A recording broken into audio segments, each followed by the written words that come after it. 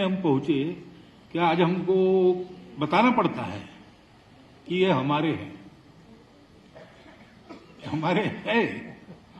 ये बताने का विषय हो, ये हमारे लिए बहुत दुर्भाग्य की और थोड़ी सी शर्म की भी बात है। महाभारत की कथा में थोड़े थोड़े और इसके कुछ मिलते हैं प्रसंग, जिससे लगता है कि समाज जरा गिर रहा है। और वो गिरना क्या हो रहा है कि हम आपस का रिश्ता भूल गए। सृष्टि का धर्म है, वो धर्म चलता है तब सृष्टि चलती है, उसमें खलल नहीं डालना चाहिए। इसके चलते हमने ही धर्म के नाम पर बहुत अधर्म किया है।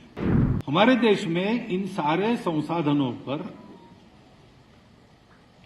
समाज का स्वामित्व था,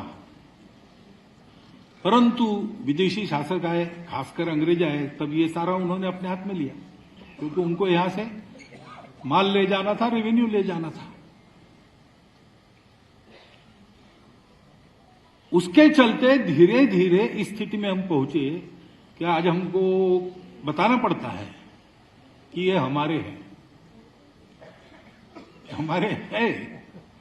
ये बताने का विषय हो, ये हमारे लिए बहुत दुर्भाग्य की और थोड़ी सी शर्म की भी बात है। परंतु शर्म भी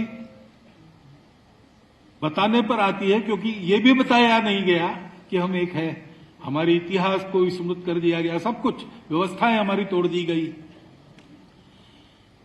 और इसलिए एक जो विमर्श बनता है वो स्वस्थ नहीं बनता, वो स्वस्थ विमर्श बने, इसलिए हमारा लोकमंथन है। परंतु और एक बात ध्यान में रखनी पड़ेगी कि ये जो सब कुछ हुआ उसका कारण केवल विदेशी आक्रांता नहीं है। विदेशी आक्रांताओं की तो ये औकात नहीं थी कि वो हमको जीत पाते, आज भी नहीं है, तब भी नहीं थी। हम अधपतित हुए।